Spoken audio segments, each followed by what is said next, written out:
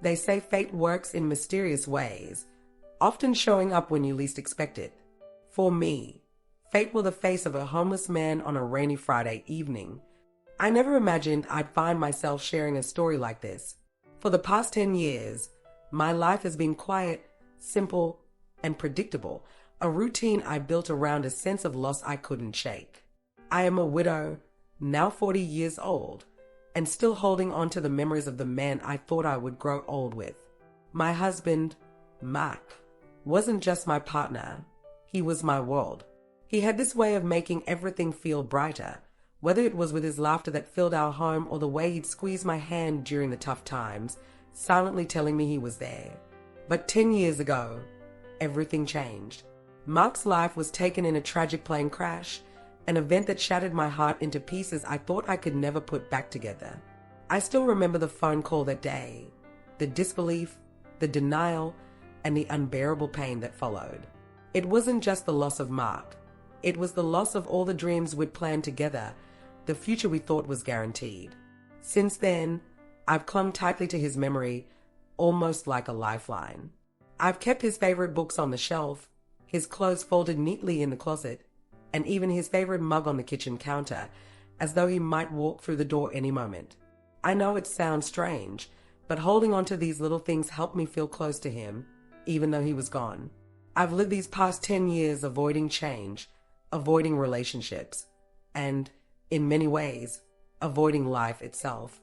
I told myself I didn't need anyone else, that the love Mark and I shared was enough to last a lifetime. And so, my days have followed the same quiet pattern. Waking up in the same house we shared, going to work as a secretary for a well-known author, and coming home to a silence I'd grown used to. Occasionally, I'd meet up with a friend or two, but those moments were rare and fleeting. The truth is, I've been comfortable in my solitude, maybe too comfortable. Looking back, I see now that I had built a wall around myself, a barrier to keep the world at bay. It was safer that way, or at least, that's what I told myself. What I didn't realize was that life had other plans for me, plans that would challenge everything I thought I knew about love, loss, and second chances. That Friday started like any other, a regular day at the office, filled with the usual chaos. Phones were ringing constantly, emails poured in nonstop, and everyone seemed to be in a hurry. My boss, a well-known but notoriously demanding author, was rushing to meet a looming deadline for his latest book. He was in and out of his office, barking instructions, tweaking drafts, and stressing over every detail. As his secretary, I was at the center of it all, managing his frantic requests and making sure things ran smoothly. By the time I finally glanced at the clock, it was well past my usual closing time. The office had begun to empty, and the silence that followed the earlier commotion felt strange. I sighed, gathering my things, tired but relieved to call it a day. On my way home, I realized I was running low on a few essentials: bread, milk, some cleaning supplies. There was a small corner store on my route, one I frequented often because of its convenience.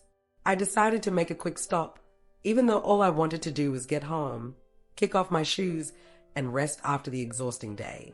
The sun had already dipped below the horizon, leaving the streets bathed in a soft glow from the street lights. The air was cool, and I could feel the faint stirrings of an evening breeze as I parked my car outside the store. Inside, the store was dimly lit and quiet, with only a few other shoppers moving about. I grabbed a basket and began ticking off items from my mental list, grateful for the peaceful atmosphere. It felt like a small reprieve after the whirlwind of the day. With my basket full, I paid for my items, tucked the bags under my arm, and stepped out into the night, ready to head home. Little did I know, the night was far from over, and a simple errand at the corner store would change my life in ways I couldn't have imagined. The night sky was a thick blanket of gray, heavy with clouds that seemed ready to burst at any moment. A gust of wind rustled the nearby trees, sending a chill through the air. It had been a long day, and as I stepped out of the corner store with my groceries, I was eager to get home. I carefully placed the bags into the trunk of my car, double-checking that nothing would spill or roll around during the drive. Sliding into the driver's seat, I let out a small sigh of relief. Finally, I thought I can head home and unwind. I turned the key in the ignition, expecting the familiar hum of the engine to greet me.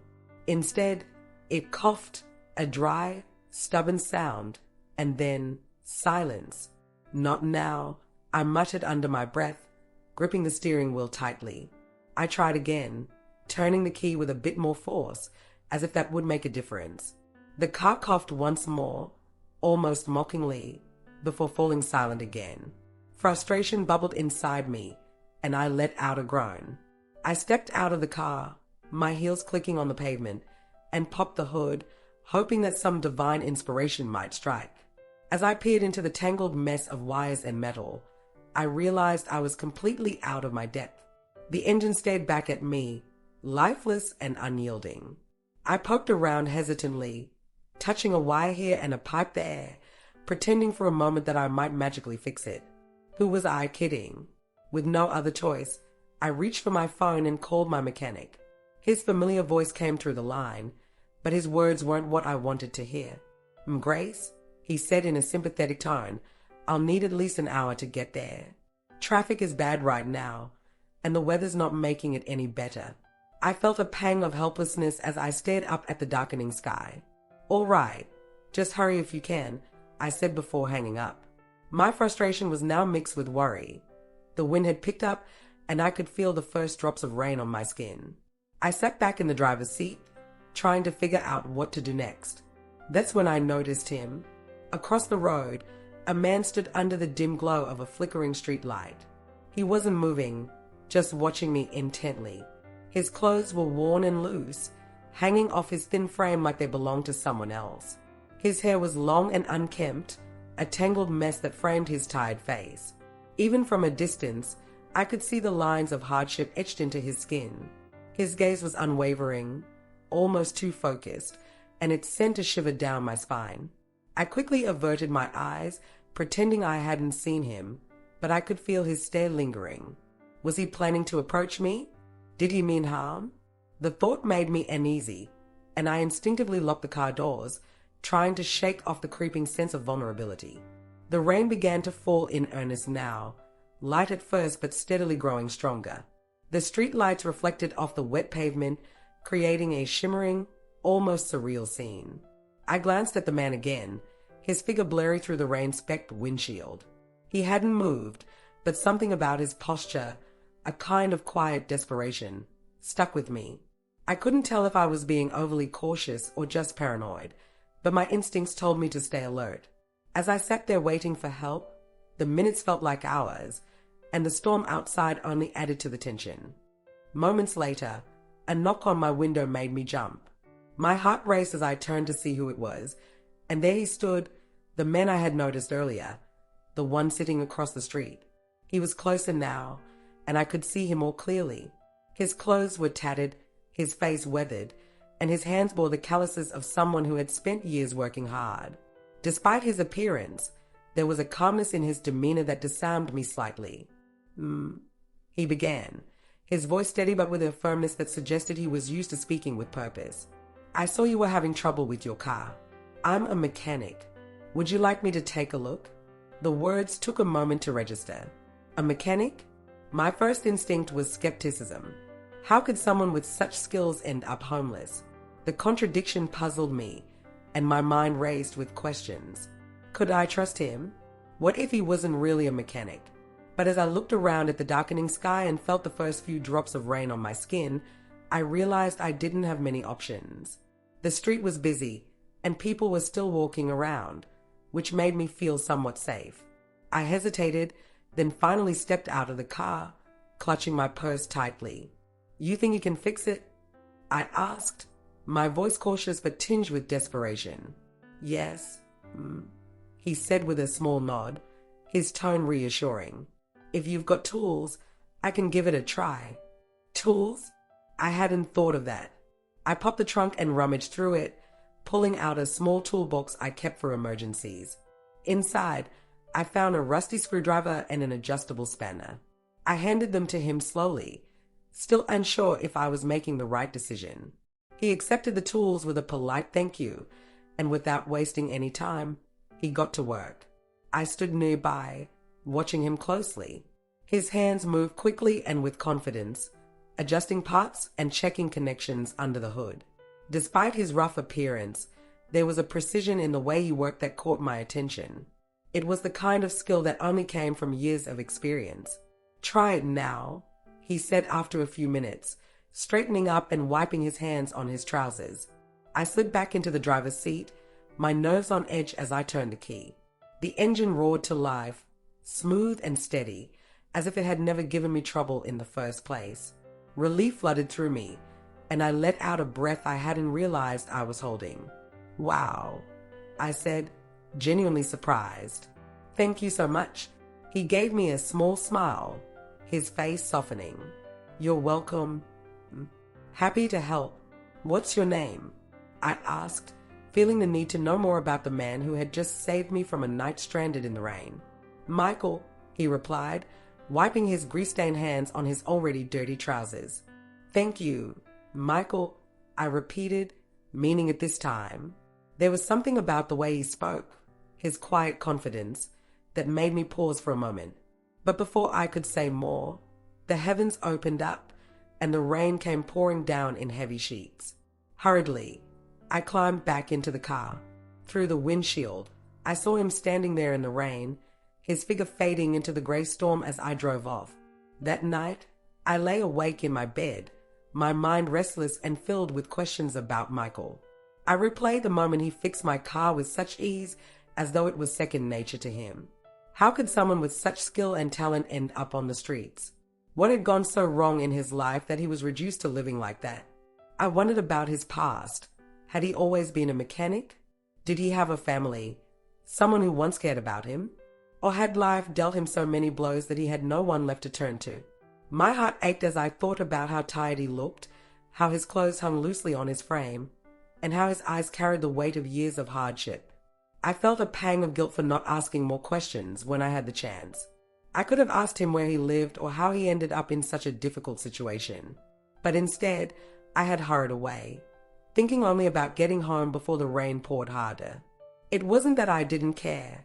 It was just easier to let the moment pass than to dive into someone else's pain, especially a stranger's.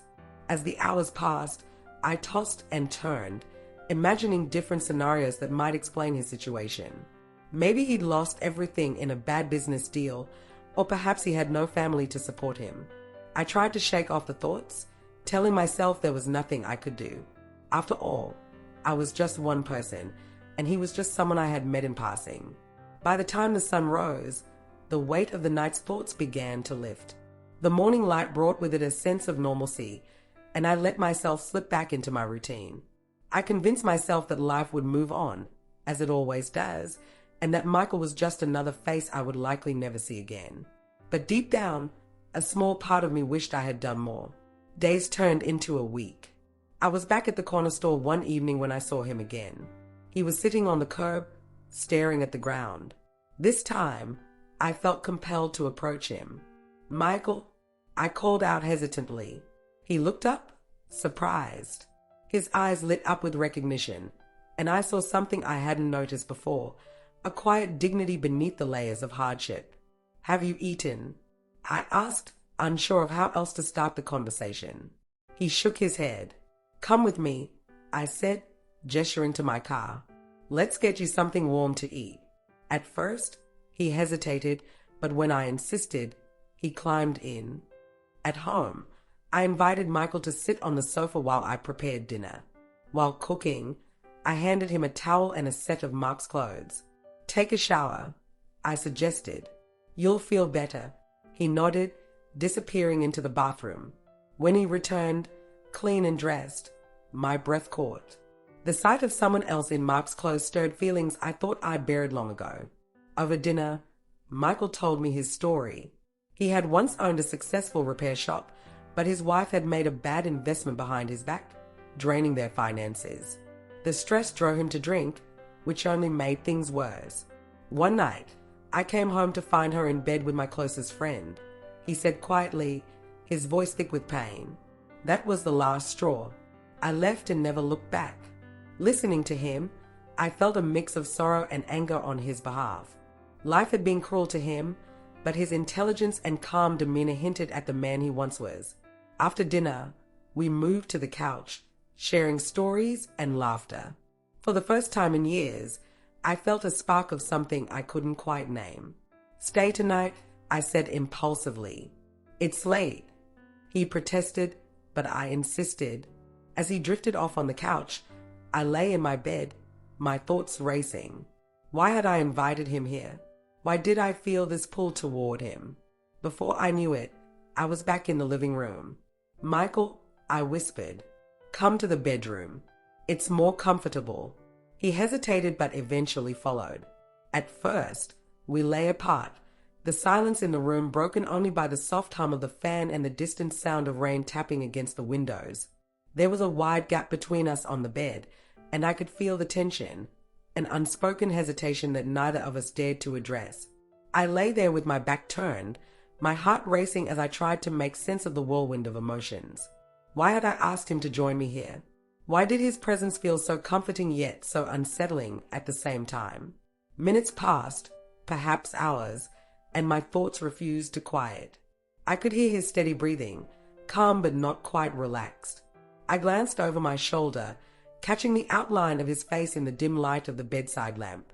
He looked different now, clean, calm, and somehow familiar. There was something about him that reminded me of Mark, my late husband. Maybe it was the way he lay still, the way his chest rose and fell in a rhythm that felt reassuring. Or perhaps it was the sight of him wearing Mark's shirt, fitting him almost perfectly. The space between us felt like a wall, yet I found myself wanting to cross it. Slowly, almost without realizing it, I shifted closer.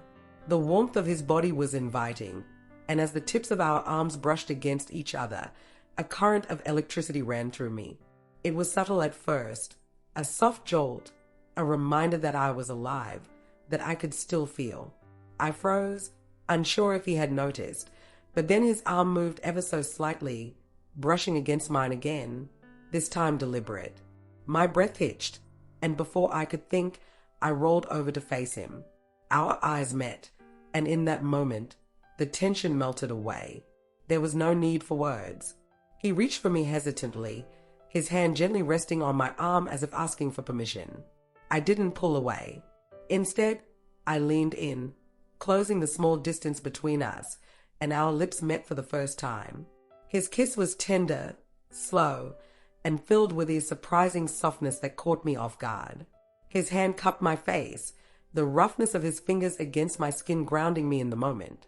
As his lips moved against mine, his other hand found its way to my back, tracing small, deliberate circles that sent a shiver through me. It was as if he was rediscovering me, or maybe I was rediscovering myself. His touch was careful yet confident, exploring me with a mixture of respect and longing. Every movement felt intentional, every gesture thoughtful.